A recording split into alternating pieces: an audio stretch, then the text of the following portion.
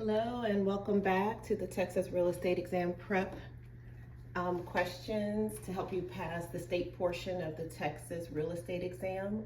My name is Autumn Marshall. I'm with Central Metro Realty and I am in Houston, Texas. I'm also licensed in the state of Ohio, and I started these videos to help people pass their tests, to focus in on certain questions that will more than likely the material will be on the test. The questions may not be in the exact same form, but the content will be on the tests, most likely. So let's get started. So this video is going to talk about the standards of conduct. And I'm going to read the question, give the answer, and then go over what my thought process is when I look at the question. Please like, subscribe, and comment. If you have any questions, or if you just want to have a comment concerning your feelings on taking the test, please do so. And at the end of the video, I'll give you my email address if you want to reach out for a booklets that I have more questions and answers. All right, let's get started. All right, which canon of the canons of professional ethics and conduct provides a license holder, while acting as an agent, is a fiduciary and must put principal interests above all others, including the agents? All license holders are expected to deal fairly with all parties. That's a big question, so I'll ask it again. Which canon of the canon of professional ethics and conduct provides a license holder, while acting as an agent, is a fiduciary and must put principal's interests above all others, including the agents? All license holders are expected to deal fairly with all parties. Is it A, fidelity, B, integrity, C, competency, or D, disclosure?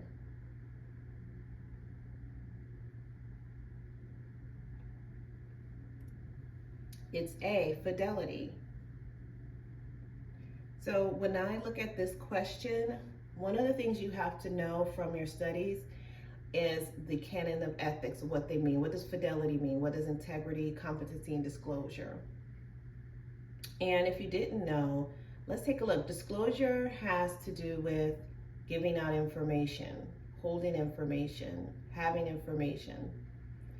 Competency is knowledge. What do you know? Integrity is what it says, integrity. And fidelity is related to fiduciary. So what I do when I see this question is I think of fidelity and fiduciary. Those two things go together. So part of the canon of ethics of fidelity is that an agent has a fiduciary responsibility to their client.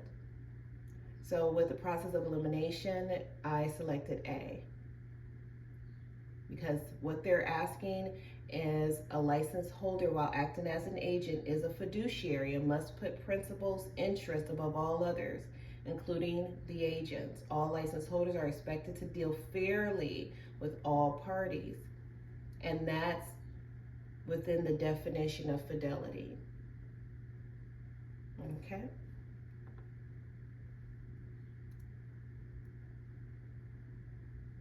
Let me make sure that's the next question. Okay. All the following are grounds for suspension, revocation, or denial of a license, except A, being negligent, incompetent, dishonest, and trustworthy. B, allowing or working with another to break license law. C, allowing an unlicensed employee to act as a license holder. Or D, advising a buyer to get an abstract or title insurance policy. So all of these are grounds. All the following are grounds for suspension, revocation, or denial of a license, except, I'll give you a second to read this over.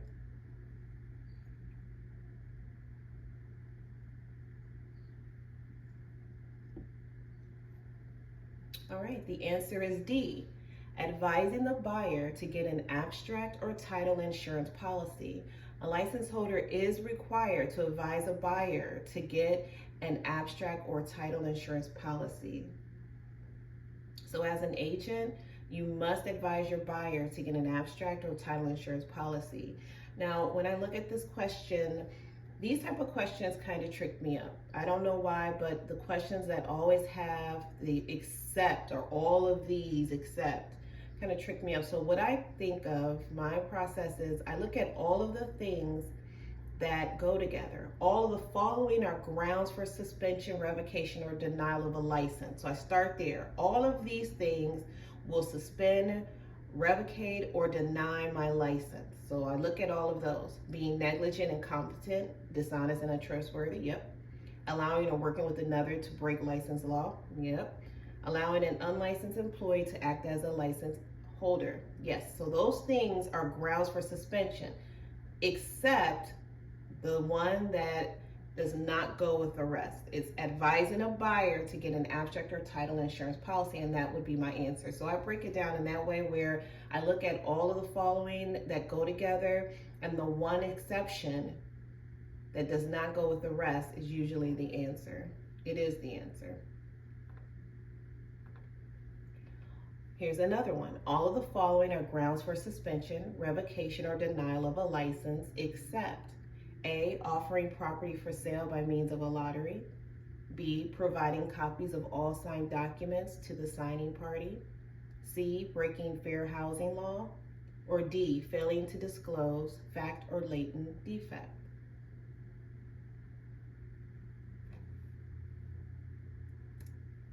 B, providing copies of all signed documents to the signing parties. Now, disciplinary actions can be taken against a license holder for failing to provide copies of all signed documents to the signing parties. So that would not suspend your license or revocate your license or cause a fine, because you're performing your duties as an agent. You're providing copies of all signed documents to the signing parties. All the following are grounds for revocation, suspension, or denial of a license, except A, offering property for sales by means of a lottery, B, identifying the name of the broker of record or name of the designated in an advertisement, C, misrepresenting or making false promises, or D, using deceptive practices.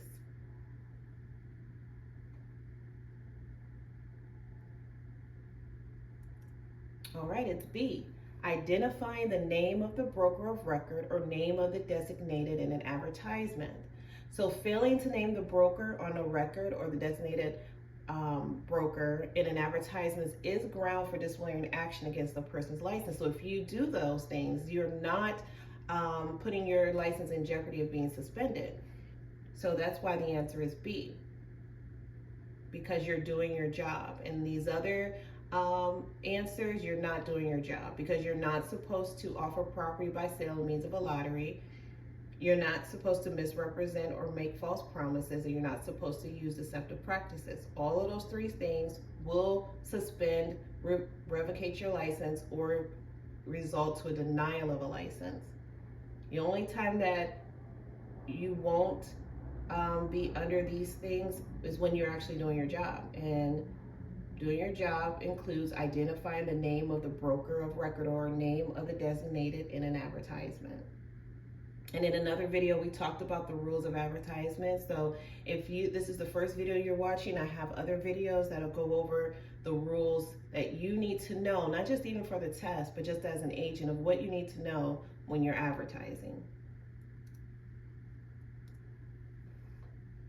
A sales agent lists a property for sale for a period of 180 days with the provision for the listing to automatically renew at the end of 180 days for an additional 90 days. Does this in any way put the sales agent at risk of having any disciplinary action taken against them? I'm going to read that one more time. A sales agent lists a property for sale for a period of 180 days with the provision for the listing to automatically renew at the end of the 180 days for an additional 90 days. Does this in any way put the sales agent at risk of having any disciplinary action taken against him or her? Is it A, no, as long as the seller agreed to those terms, the sales agent has not violated TRILA? Is it B, yes, disciplinary action could be taken for failing to state a definite termination date? C, no, typically listings provide for at least one automatic renewal at the end of the initial listing period? Or is it D, yes, disciplinary action could be taken for having an automatic renewal for a set period of time instead of month-to-month renewal? I'll give you a second to come up with your answer.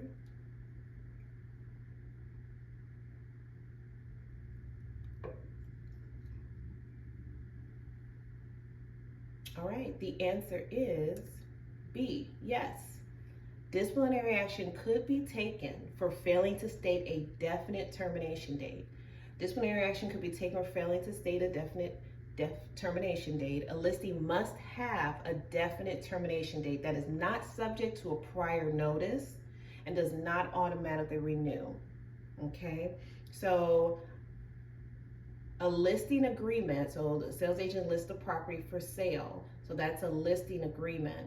A listing agreement, one of the rules is that a listing agreement has a definite ending date. It is not a lease, it doesn't go month to month, and you do not have to give prior notice to cancel the agreement.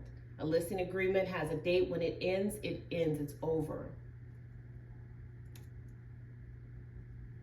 And if that client decides to want to continue their service, you will give them a new listing agreement with a new definite ending date. Okay, a sales agent tells an investor, I guarantee that if you can negotiate a price of $1 million or less, you'll be able to turn around and sell it for a huge profit. Does this in any way put the sales agent at risk of having a type of disciplinary action taken against her? Okay, I'll read that again. A sales agent tells an investor, I guarantee that if you can negotiate a purchase price of $1 million or less, you will be able to turn around and sell it for a huge profit. Does this in any way put the sales agent at risk of having a type of disciplinary action taken against her or him?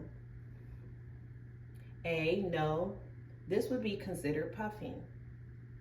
B, yes, this would be an act of acting negligently and incompetently. C, no, as a sophisticated consumer, the investor has the knowledge and expertise to make that determination with or without the input of a sales agent. Or D, yes, this would constitute guaranteeing or promising future profits from resale of real estate. I'll give you a minute to review the question and answers.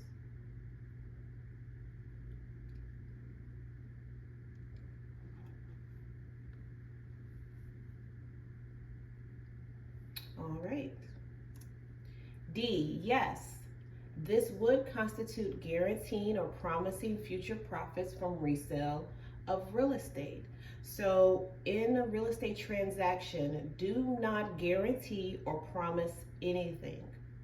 You cannot guarantee that a home would sell. We're going to sell this in 30 days. We're going to sell this in 2 weeks.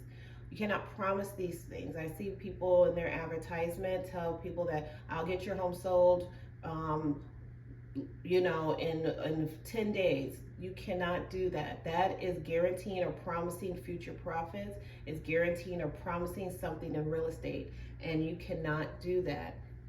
This will put you at risk of a disciplinary action being taken against you. Okay, all the following will constitute the unauthorized practice of law except, one of these type of questions. So all of the following would constitute the unauthorized practice of law, except A, how to take title to real property. B, the validity of any documents, including contracts and deeds. C, the markability of title to real property. Or D, advising a buyer to have the abstract of title examined by an attorney, or obtain title insurance. I'll give you a second here.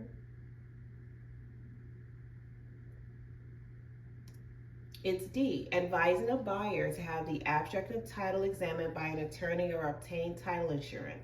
That is something that you can do, and it will not put you in danger of losing your license or suspension or fines. And it's not unauthorized practice.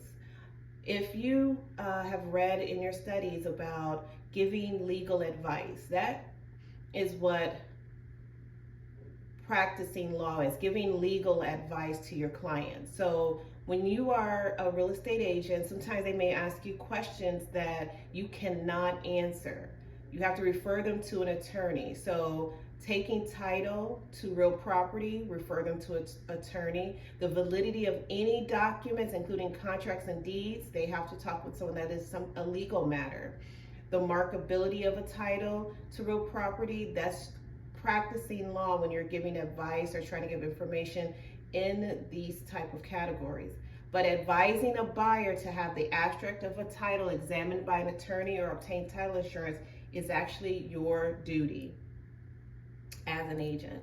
All right, license holders may complete all the following forms except A, if the form was promulgated by TREC, B, if the form was approved by TREC, C, if it was prepared by an attorney licensed in a state other than Texas, or D, if it was prepared by the property owner. So the license holder may complete all of these documents except one of these. And which one is that? We're gonna go here. It is if it was prepared by an attorney licensed in a state other than Texas, okay? So it says they may complete a promulgated TREC form. They may complete a form that was approved by TREC. They may complete a form if it was prepared by the property owner. But if it was prepared by an attorney licensed in another state, that is the exception. All right. And when the question asked about completing the form, they're not saying that you answer the questions for the client. You're just completing the form where you're supposed to complete. For example, a listing agreement or a contract, you're putting in the information that is supposed to be there, but you're not advising what information is to be put in there for the client. Which of the following is not true about a trust account? A, the broker must use a high level of care. B, the broker is personally responsible for the funds in the account. C, the broker must retain all account records for 4 years. Or D, sales agents are permitted to have a trust account. So which of the following of these is not true about a trust account? I'll give you a quick second here.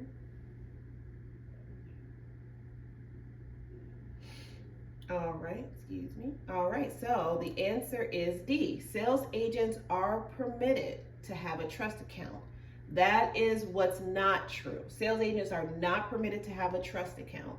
When you think about receiving your commissions, remember that the broker is to be paid.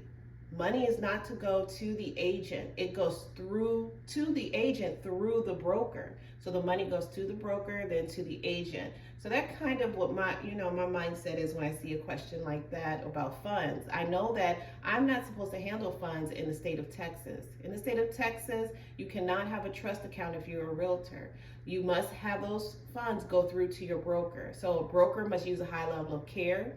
The broker is personally responsible, and the broker must retain all account records for 4 years. If you notice, all of the things that are true is pertaining to what a broker can do, because sales agents are not permitted to have a trust account. All right, a sales agent may be compensated, A, by any licensed broker, B, only by the sponsoring broker, C, directly by a buyer or seller, or D, with the full knowledge and consent of the parties to the transactions. So these are, it's asking you a sales agent, how a sales agent is compensated. And I just talked about that. It's B, only by the sponsoring broker. Okay. All right. And a broker may give a gift to an unlicensed person under all of the following circumstances, except A, if it's a merchandise gift, B, it is a cash gift, C, if the retail value is not greater than $50, or D, if it is not a cash gift. The answer is A, it is a cash gift. So this is just a rule that you have to remember, is that a broker may give a gift to an unlicensed person only if it's a merchandise, only if its retail value is not greater than $50, the retail value, meaning that it's not cash, and D, if it's not a cash gift. I have to correct this one, but if it's not a cash gift. So remember, in the state of Texas, you may not give an unlicensed person cash. Okay, you cannot give an unlicensed person cash, and it has to be a retail value, not greater than $50. So you cannot give them a $100 gift card. It has to be $50 or less. All right. In order for a broker to file a court action to collect unpaid fees, the broker must be able to do all of the following, except A, prove they were licensed at the time the fees were due. B, have a written and signed listing or other agreement showing how the fees were to be paid and when they would be owed. C, advise buyers to obtain a title opinion of any abstract or title insurance policy. Or D, have an oral or written agreement showing how the fees were to be paid and when they would be owed. And I'm going to give you a minute to read this and come up with your answer.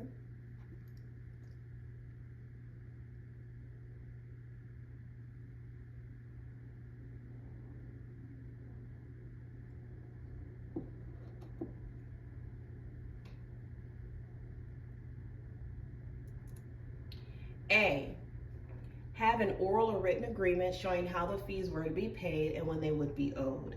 So my thought process when I see this type of question, the first thing that stood out to me was oral.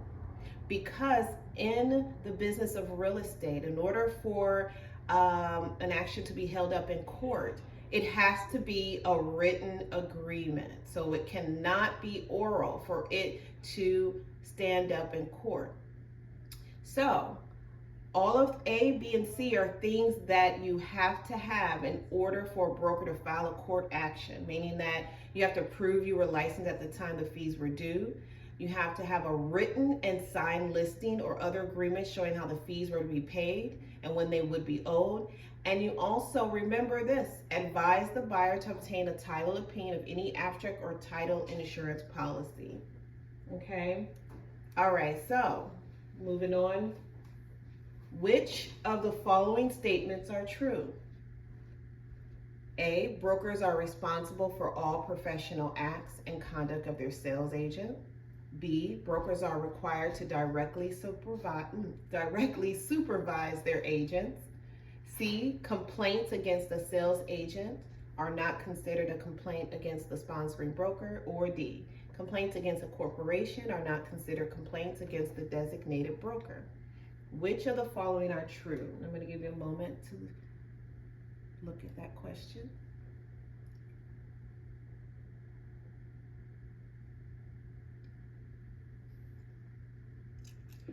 All right, so the answer is A. Brokers are responsible for all professional acts and conducts of their sales agents.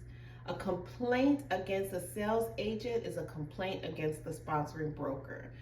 So I like to look at this when I see this question, that you and the broker are responsible for each other's actions. So the broker is responsible for your actions.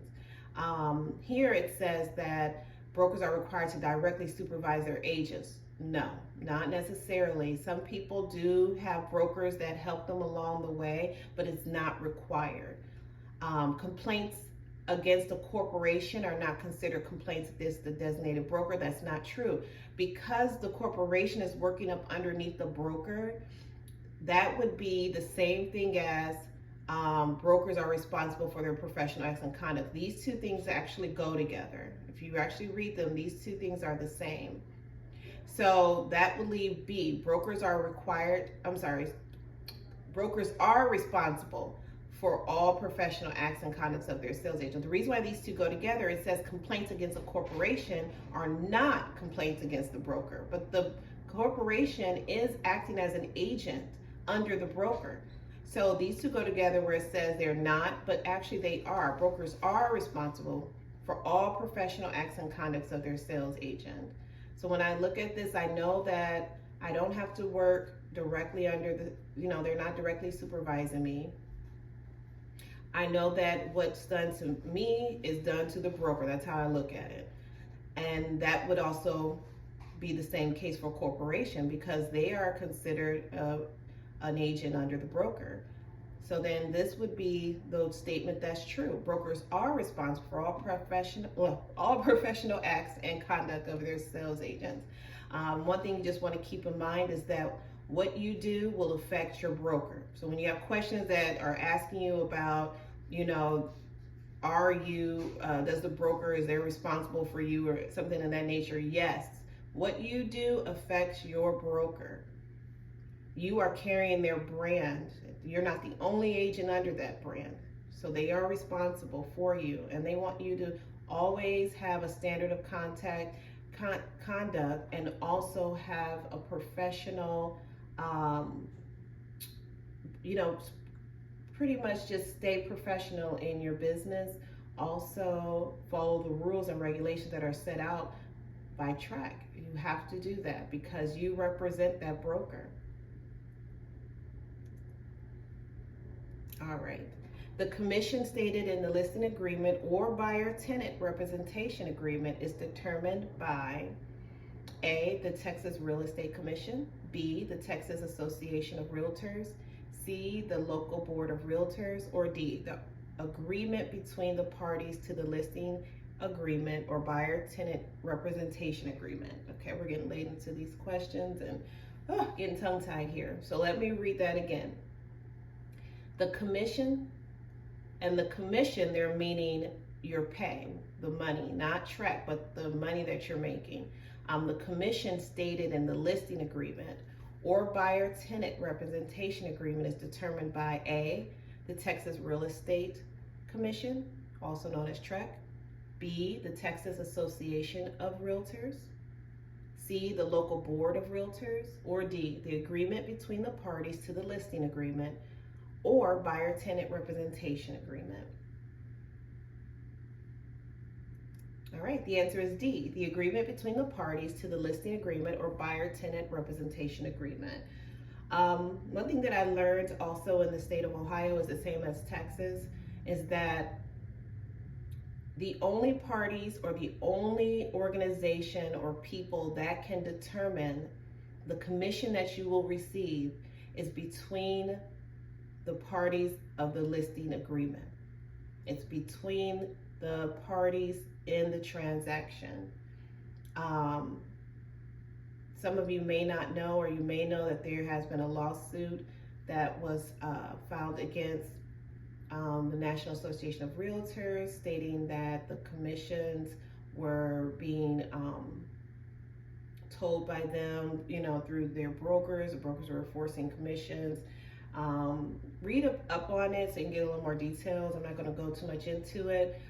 But one thing you have to know is that the amount that is in the listing agreement is agreed upon between the parties. TREC cannot do it. NAR, National Association of Realtors, can't do it. Texas Association of Realtors or the local board of realtors. It's between the parties in the listing agreement. Remember that. And also remember that as an agent, because you can be sued.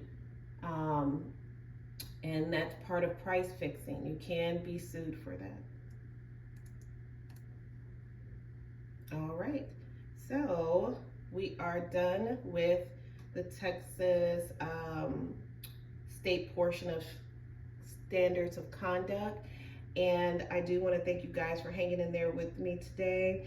My email address, where you can send me questions or send a request for a booklet, let me get that for you, is autumni at centralmetro.com. So for the state of Texas, don't want to use that email.